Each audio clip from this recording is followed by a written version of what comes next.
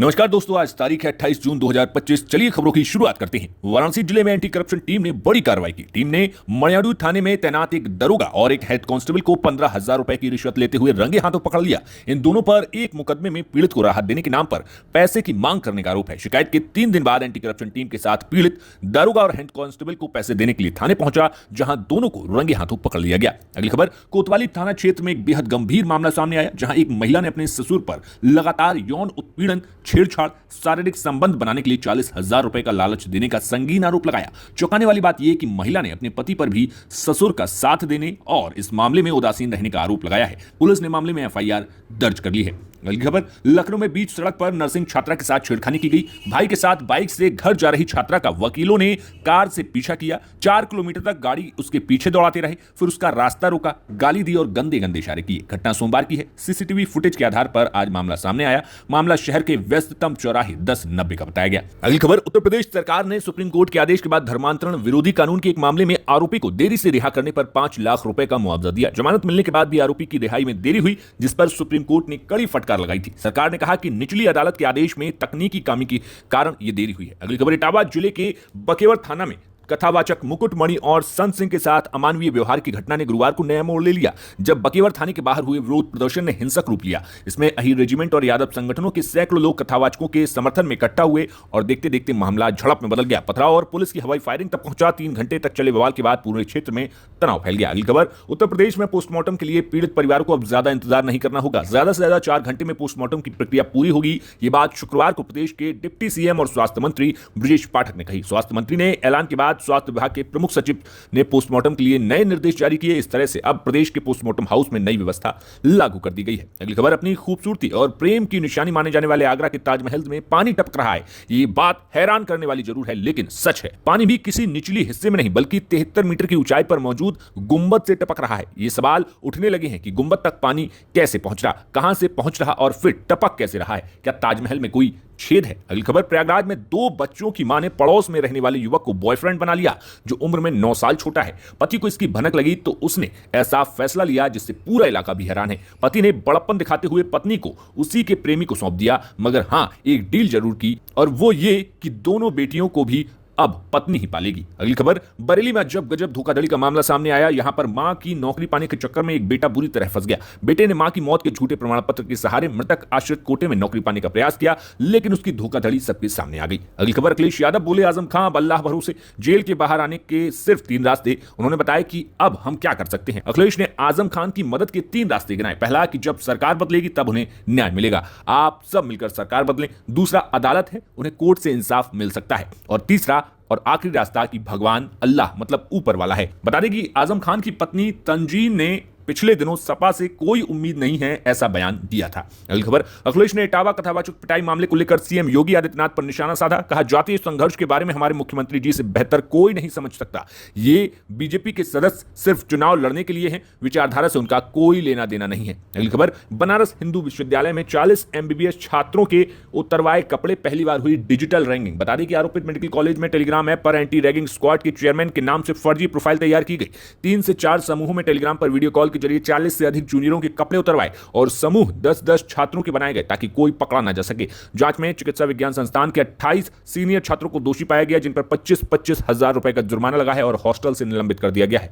कृषि विज्ञान संस्थान के 16 छात्रों पर भी रैगिंग के आरोप में समान कार्रवाई हुई है। यह कार्रवाई यूजीसी की शिकायत की बात की गई। अगली खबर, ग्रेटर नोएडा के Supertech eco village society में सुरक्षा गार्ड और मेंटेनेंस स्टाफ की गुंडागर्दी का मामला सामने आया। बिजली की शिकायत को लेकर पहुंचे एक युवक के साथ लाठी डंडों से बेरहमी से पिटाई की गई। मारपीट की यह घटना सोसाइटी के अंदर हुई और इसका वीडियो सोशल मीडिया पर वायरल हो रहा है। पुलिस ने मामला दर्ज कर जांच शुरू कर दी है। अगली खबर, मेरठ में पुलिस ने 2 मंचलों को गिरफ्तार किया है जो महिला पुलिस कर्मी और आम महिलाओं के चुपके से वीडियो बनाकर अश्लील टिप्पणियां करते थे। दोनों आरोपी कई बार रेलवे स्टेशन और बस अड्डों पर सक्रिय पाए गए। गिरफ्तारी के बाद दोनों थाने में कान पकड़कर माफी मांगते नजर आए। पुलिस अब इनका मोबाइल डेटा खंगाल रही है ताकि पता लगाया जा सके कि उन्होंने वीडियो कहां-कहां शेयर की है। अगली खबर, आगरा के एक निजी अस्पताल में हंगामा हो गया जब करीब 15-20 लोग अस्पताल में घुसे और डॉक्टर व स्टाफ से अभद्रता कर दी। एक महिला कर्मचारी घायल हो गई और एक डॉक्टर को केबिन में घुसकर धमकाया गया। चौकी प्रभारी की मौजूदगी के बावजूद हंगामा नहीं थमा। घटना का सीसीटीवी फुटेज सामने आया और पुलिस अब हमलावरों की पहचान कर रही है। अगली खबर, मथुरा के जमुनापार थाना क्षेत्र के शिवनगर कॉलोनी में एक युवक की उस समय गोली मारकर हत्या कर दी गई जब वो प्लॉट में सो रहा था।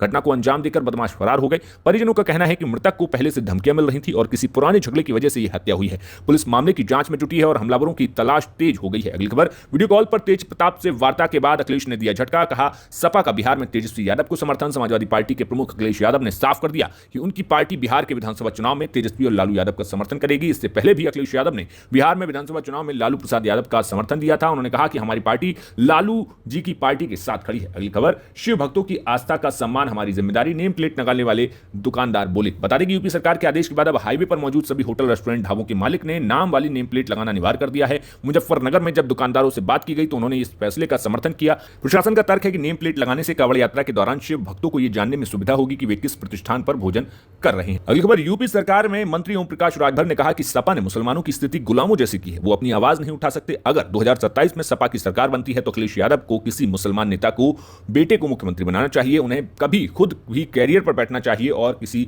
मुसलमान को साइकिल की सीट पर बैठाकर मुख्यमंत्री बनाना चाहिए। अगली खबर, शाहजहांपुर में हाईवे किनारे खड़े 7 लोगों को टैंकर ने रौंद दिया। 3 लोगों की मौके पर मौत हो गई जबकि 4 गंभीर रूप से घायल हैं। सूचना पर पहुंची पुलिस ने घायलों को हॉस्पिटल में भर्ती कराया है। अगली खबर, लखनऊ में मुहर्रम से एक दिन पहले अवैध गन फैक्ट्री पकड़ी गई। इसे मलिहाबाद का हलीम सलाउद्दीन अपने घर में चला रहा था। पुलिस ने सूचना के आधार पर उसके घर में छापा मारा। हकीम के घर से कई वैरायटी के 14 हथियार, 100 कारतूस मिले। इसके अलावा असलहा बनाने की कई सामग्री जब्त की गई। हिरन की खाल भी यहां पर मिली है। अगली खबर, बरेली में पति ने पत्नी की नाक चाकू से काट दी। बेटी ने बताया कि पापा हम लोगों को बहुत परेशान करते हैं, कहते हैं नौकरी करो और पैसे ला कर दो। मैं और मम्मी छोटे मोटे काम करके जो पैसा कमाते वो छीन लेते।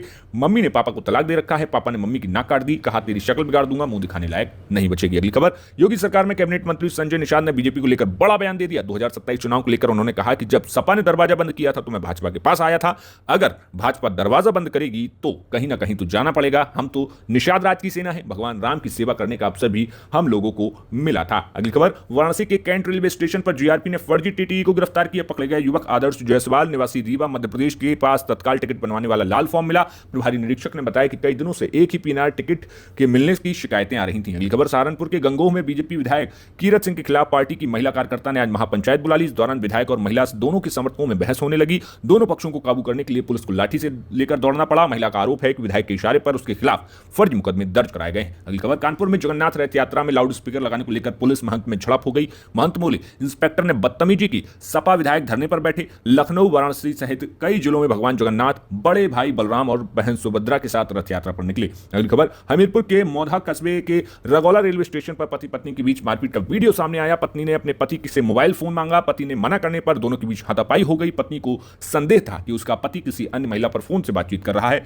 वह कॉल डिटेल चेक करना चाहती थी। अगली खबर, 15 से 28 जून को पूर्व पश्चिमी यूपी में जोरदार बारिश का अलर्ट है। मौसम विभाग ने गाजीपुर, बनारस, चंदौली के आसपास के जिलों में बिजली गिरने की भी संभावना बताई है। बढ़ते हैं नेशनल खबरों की तरफ, यानी कि राष्ट्रीय खबरों की तरफ। तो बता दें कि अहमदाबाद में भगवान जगन्नाथ की रथ यात्रा में सुबह 10 बजे एक हाथी बेकाबू हो गया। 100 मीटर तक भागा। इसके बाद रथ यात्रा में भगदड़ मच गई। लोग इधर उधर भागते दिखे। बेकाबू हुआ हाथी 17 हाथियों की ग्रुप में सबसे आगे चल रहा था। जानकारी के मुताबिक हाथी डीजे और सीटी की आवाज से बेकाबू हुआ। हाथी को वन विभाग के अमले ने 2 मादा हाथियों की मदद से काबू में किया। अगली खबर, कांग्रेस नेता राहुल गांधी ने एक बार फिर से बीजेपी आरएसएस पर हमला बोल दिया। एक्स पर पोस्ट करते हुए राहुल गांधी ने कहा कि आरएसएस का नकाब फिर उतर गया। संविधान इन्हें चुभता है क्योंकि वे समानता, धर्मनिरपेक्षता और न्याय की बात करता है। आरएसएस बीजेपी को संविधान नहीं मनुस्मृति चाहिए। ये बहुजनों और गरीबों से उनके अधिकार छीनकर उन्हें दोबारा गुलाम बनाना चाहते हैं। अगली खबर, मध्य प्रदेश के रतलाम में एक बड़ी घटना सामने आई। मुख्यमंत्री मोहन यादव के काफिले की 19 गाड़ियां रास्ते में अचानक बंद हो गई। शुरुआती जांच में तकनीकी खराबी का अंदेशा लगा, लेकिन बाद में पता चला कि इन गाड़ियों में मिलावटी डीजल डाला गया था जिसमें पानी की मात्रा अधिक थी। यह डीजल रतलाम के डोसी गांव के पास एक पेट्रोल पंप से भरा गया था। घटना के बाद प्रशासन में हड़कंप मच गया और तुरंत पेट्रोल पंप को सील कर दिया गया। जांच के आदेश दिए गए हैं। अगली खबर, कोलकाता में लॉ कॉलेज की स्टूडेंट से गैंगरेप के मामले में 3 आरोपियों को कोर्ट ने शुक्रवार को 10 जुलाई तक पुलिस कस्टडी में भेज दिया। पुलिस ने 26 जून को 2 आरोपियों को गिरफ्तार किया। एक अन्य आरोपी की गिरफ्तारी शुक्रवार सुबह हुई। घटना 25 जून की है। पुलिस के मुताबिक वारदात विलेज के ग्राउंड फ्लोर के गार्ड रूम में हुई। आरोपियों में मनोजीत मिश्रा, जैब अहमद, प्रमित मुखर्जी शामिल हैं। मनोजीत मिश्रा मुख्य आरोपी है और कॉलेज का पूर्व छात्र है, बाकी 2 कॉलेज के वर्तमान छात्र हैं। अगली खबर, महाराष्ट्र में कोरोना वायरस से एक मरीज की मौत हो गई। 27 जून को राज्य में कोरोना वायरस के 13 नए मामले सामने आए। इसी के साथ कुल एक्टिव मरीजों की संख्या 148 पहुंच गई है। संक्रमण में जिस मरीज की मौत हुई वो कोल्हापुर की 65 साल की महिला बताई गई है। अगली खबर, पंजाब में एक बार फिर गैंग वॉर बढ़ गया और डर बढ़ गया है। इसकी बड़ी वजह यह है कि एक गैंग के लीडर की मां का मर्डर कर दिया गया। ये दोनों गैंग लॉरेंस बिश्नोई और जग्गू भगवानपुरिया के हैं। दोनों कभी दोस्त हुआ करते थे, लेकिन आज इनकी दुश्मनी इस कदर बढ़ गई कि एक दूसरे के खून के प्यासे हो गए हैं। अगली खबर, ईरान के साथ बड़े तनाव के बीच इजरायल के प्रधानमंत्री बेंजामिन नेतन्याहू को जेरूसलम की एक अदालत से बड़ा झटका लगा। उनकी भ्रष्टाचार से जुड़ी सुनवाई स्थगित करने की याचिका अदालत ने खारिज कर दी। नेतन्याहू के वकीलों ने तर्क दिया कि ईरान के साथ चल रहे तनाव के कारण उन्हें कुछ समय चाहिए, लेकिन अदालत ने यह तर्क स्वीकार नहीं किया। इस फैसले पर कई मंत्रियों ने नाराजगी जाहिर की। नेतन्याहू पर रिश्वतखोरी, धोखाधड़ी और विश्वासघात के आरोप लगे हैं। कल फिर आपसे मुलाकात होगी ऐसे ही तमाम उत्तर प्रदेश की खबरों के साथ। देखते रहिए विजन यूपी न्यूज। नमस्कार।